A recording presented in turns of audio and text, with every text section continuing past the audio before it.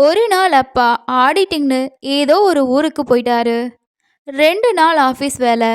ஆஃபீஸ்க்கும் சுமித்ரா காலேஜுக்கும் போய் வந்து வழக்கம் போல் அன்னைக்கு நான் ஆயிடுச்சு. மறுநாள் அப்பா ஏன் வரல அப்படின்னு அம்மாவை கேள்வி மேலே கேள்வி கேட்டு சுமித்ரா ரொம்பவே கஷ்டப்படுத்திட்டா. அப்பாவோட செல்ஃபோனுக்கும் அங்கே வேலை செய்யலை. அம்மாவும் ரொம்பவே டென்ஷன் ஆகிட்டாங்க. இந்த சுமித்ரா போதாக்குறைக்கு அன்னைக்கு யாரோ கூடயோ படிக்கிற பொண்ணுக்கு பிறந்தநாள் விழான்னு சொல்லி நைட்டு வெளியே அவங்க வீட்டிலையே தங்கிட்டா. அன்னைக்கு நைட்டு நானும் அம்மாவும் டிவி பார்த்துட்டு இருக்கும்போது அம்மா திடீர்னு சீக்கிரமாக போயிட்டு அவளை கூட்டிட்டு வாடா அப்படின்னு சொல்லிட்டு சொன்னாங்க. அம்மா, என்னம்மா சொல்கிறீங்க? ஏதாவது சீரியல் பார்த்து இந்த மாதிரி சொல்கிறீங்களா? ஒன்றும் இல்லைடா, உனக்கு ஏதாவது வேலை இருக்கா? வாயேன், நம்ம பீச்சுக்கு போயிட்டு வரலாம் அப்படின்னு சொல்லிட்டு சொன்னாங்க. அதாவது உன்கிட்ட பேசணும் நான் கொஞ்சம் அப்படின்னு சொல்லிட்டு சொன்னாங்க. அந்த சுமித்ரா அங்கேயே தங்கிட்டு போயிட்டா. உங்கள் அப்பாவும் இல்லை. அம்மாவால் கோபத்தை அடக்க முடியலடா. எனக்கும் ஏதோ புரிஞ்சுக்க. சரி வாமா அப்படின்னு சொல்லிட்டு எனக்கு வேற வேலை இருக்குமா, வாங்க வண்டியில் போகலாம் அப்படின்னு சொல்லிட்டு அம்மா சொன்னாங்க.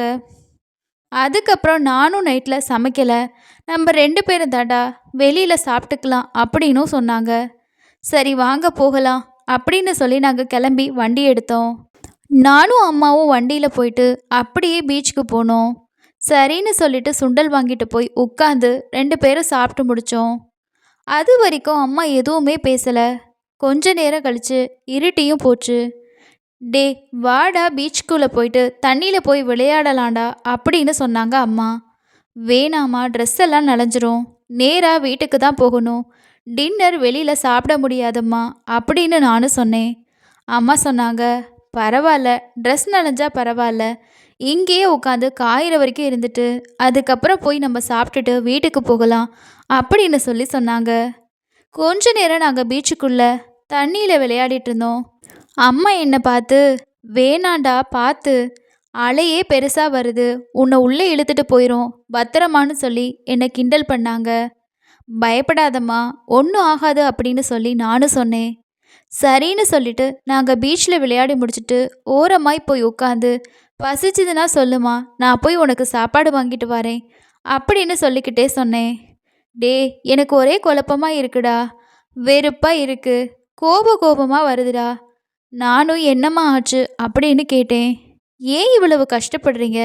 ஏதோ ஒரு பெரிய பிரச்சனையா அம்மா அப்படின்னு கேட்டேன். எதுவாக இருந்தாலும் என்கிட்ட சொல்லுங்கம்மான்னு கேட்டேன். இல்லைடா, உன்னோட தங்கச்சிய சுமித்ராவை தாண்டா, அவள் வேணும்னே இப்படி பண்ணுறாளா இல்லை தெரியாமல் இப்படி பண்ணுறாளா, அதான் எனக்கு ரொம்ப கோவமாக வருதுடா, அவளை செமையாக அடிக்கலான்னு தோணுதுடா அப்படின்னு சொன்னாங்க. என்னம்மா ஆச்சு, ஏன் இப்படி இவ்வளோ கோவப்படுறீங்க அப்படின்னு சொல்லிட்டு நானும் கேட்டேன். இல்லை, உங்கள் அப்பாவும் தங்கச்சியும் 2 பேரும் அடிக்கடி கேம் விளையாடுறாங்கடா அப்படின்னு சொல்லிட்டு அம்மா சொன்னாங்க. அம்மா, இதுதான் உன்னோட கோபத்துக்கு காரணமா? அதெல்லாம் ஒன்றும் இல்லைம்மா, அப்பா சுமித்ரா மேலே பாசம் வச்சுருக்காரு, அவ்வளவுதான்னு சொல்லிட்டு நானும் சொன்னேன். சரின்னு சொல்லிட்டு நாங்கள் பேசி முடிச்சுட்டு வீட்டுக்கு போனோம். அம்மாவும் குளிச்சுட்டு எனக்கு சமைச்சு வச்சாங்க.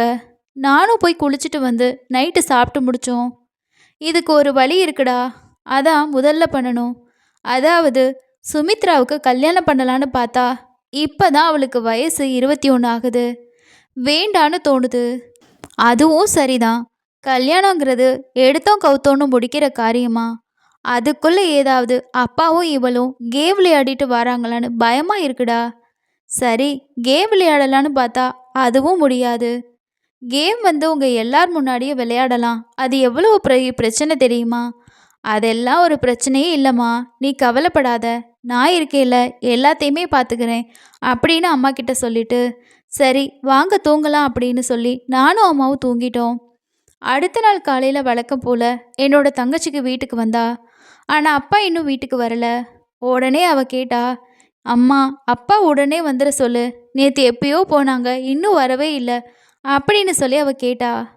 அம்மா ரொம்ப டென்ஷன் ஆகி, நீ அடி வாங்க போகிற, தேவையில்லாமல் உன்னோட வேலையை பாரு, ஒழுங்காக காலேஜ் கிளம்புற வேலையை பாரு அப்படின்னு சொல்லி திட்டினாங்க. நான் சொன்னேன், எதுக்கும்மா தங்கச்சியை திட்டுற, விடுமா, அவள் இஷ்டத்துக்கு அவள் இருந்துட்டு போகட்டும் அப்படின்னு சொன்னேன். அதுக்காக என் அண்ணனுக்கு இன்னைக்கு என் மேலே பாசம் பொங்கி வருது. எத்தனை நாளாக இல்லாத பாசம் இப்போ ஏன் வந்துச்சு அப்படின்னு கேட்டா. அது ஒன்றும் இல்லைம்மா, உனக்கு சொன்னால் புரியாது. நீ சின்ன பொண்ணு இல்லை, ஒழுங்கா காலேஜ் கிளம்புற வேலையை பாரு அப்படின்னு சொல்லிட்டு நானும் சொன்னேன்.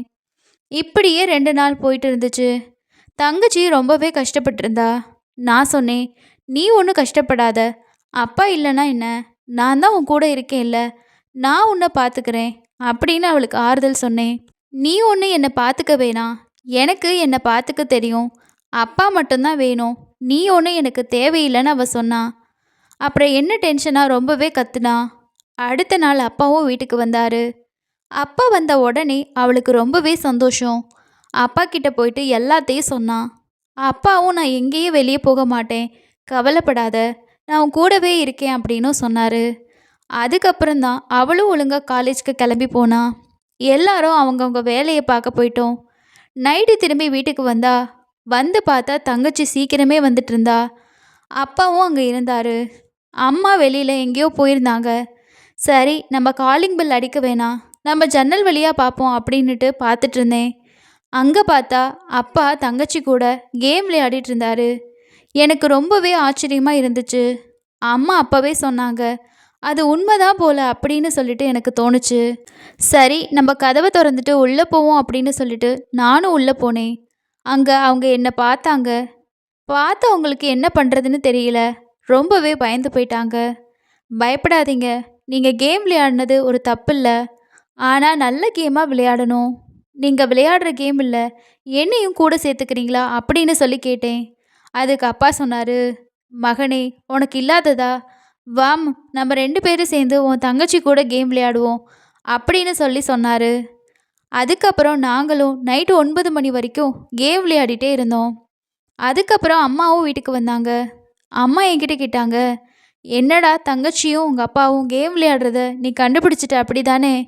அதெல்லாம் ஒன்றும் இல்லைம்மா, நீ நினச்சது ஒன்று, உண்மை அது இல்லை அப்படின்னு சொல்லி நான் அவங்ககிட்ட சொன்னேன். சரி, நம்ம இன்னைக்கு நைட்டு கேம் விளையாடலாமா அப்படின்னு சொல்லி நான் அம்மா கிட்ட கேட்டேன். சரி வாடா சாப்பிட்லாம் அப்படின்னு சொல்லிட்டு எல்லாரையும் கூட்டிகிட்டு போய் சாப்பிட்டு முடித்தோம். சாப்பிட்டு முடித்ததும் அவங்க ரூமுக்கு போய் தூங்க ஆரம்பிச்சிட்டாங்க. நான் மட்டும் முழிச்சுக்கிட்டே இருந்தேன். அதுக்கப்புறம் அம்மா கூப்பிட்டாங்க. நானும் அம்மா கூட கேம் விளையாட போயிட்டேன். அடுத்த நாள் காலையில் வழக்கம் போல் நாங்கள் எல்லாரும் எங்களோட வேலையை பார்க்குறதுக்காக போயிட்டோம். ஆனால் அம்மா மட்டும் என்னை நம்புகிற மாதிரியே இல்லை, ரொம்பவே கோவமாக இருந்தாங்க. அம்மா, இந்த பாருமா, கோவமாக இருக்காத, ஒரு பிரச்சனையும் இல்லை, எல்லாம் சரியாக தான் போயிட்டுருக்கு அப்படின்னு அவங்கக்கிட்ட நான் சொன்னேன். உனக்கு தெரியாது, தங்கச்சியும் உங்கள் அப்பாவும் கேம் விளையாடுறத நான் பார்த்துட்டேன்டா. கடைசியாக பார்த்தா நீயும் அவங்க கூட சேர்ந்து கேம் விளையாடுற. நான் வெளியே போன மாதிரி போகிறேன்னு சொல்லிட்டு, ஆனால் வீட்டுக்குள்ளே இருந்து நீங்கள் எல்லாரும் கேம் விளையாட இருந்தீங்க அப்படின்னு சொல்லி அம்மா சொன்னாங்க. அப்போவே நீ வந்து அப்பாவையும் தங்கச்சியும் கேட்டிருக்கலாம். இல்லைம்மா, எதுக்கு அப்போ விட்டுட்டு அப்படின்னு சொல்லிட்டு தான் நான் கேட்டேன். அது ஒன்றும் இல்லைடா, எல்லாம் பாசம்தான் அப்படின்னு சொன்னாங்க. இப்போ இந்த கோவத்தை விடுமா, இனி நம்ம ஒரு குடும்பமாக கேம் விளையாடுவோம் அப்படின்னு நான் அம்மா கிட்ட சொன்னேன். என்னவோ என்னோட மனசு மட்டும் அதை ஏற்றுக்கவே மாட்டேங்குது, ரொம்ப கஷ்டம்டா. ஒன்றும் இல்லைம்மா, எல்லாம் நம்ம மனசு தான், உன்னோட மனசை நீ ஒருநிலைப்படுத்து, எதுவும் பிரச்சனையாக இருக்காது அப்படின்னு நான் அம்மாவுக்கு சொன்னேன். எது நடக்குதோ அது நல்லதாக நடக்குது, எது நடக்க போகுதோ அதுவும் நல்லதாக நடக்கும். நீ நம்பிக்கை வை, கண்டிப்பாக நம்ம தங்கச்சியை கல்யாணம் பண்ணி கொடுக்கலாம், நல்ல மாப்பிள்ளை வருவான். அது வரைக்கும் தங்கச்சி அப்பா கூட கேம் விளையாடட்டும், நான் உன் கூட கேம் விளையாடுறேன். சரி, இதை பற்றியெல்லாம் பேசி நீ மனசு போட்டு குழப்பிக்காத, தூங்கி ரெஸ்ட் எடுமா அப்படின்னு சொல்லிட்டு நானும் தூங்க போயிட்டேன். இப்படியே நாங்கள் ஒரு 3 வருஷமாக மாறி மாறி எல்லா கேமும் விளையாடிட்டு இருந்தோம். அதுக்கப்புறம் என்னோட தங்கச்சிக்கு ஒரு நல்ல மாப்பிள்ளை கிடச்சி அவளை கல்யாணம் பண்ணி கொடுத்துட்டோம். ஆனாலும் அவள் அப்பா கூட கேம் விளையாடுறத மட்டும் இன்னும் நிறுத்தவே இல்லை. நானும் என்னோட அம்மாவோட தொடர்ந்து கேம் விளையாண்டுக்கிட்டு தான் இருக்கேன். இந்த கதை பற்றின உங்களோட கருத்துக்களை கீழே இருக்க கமெண்ட் செக்ஷனில் ஷேர் பண்ணுங்கள். இந்த கதை பிடிச்சிருந்தா ஒரு லைக் பண்ணிக்கோங்க. அடுத்து இன்னொரு சுவாரஸ்யமான கதையில் சந்திக்கலாம். நன்றி.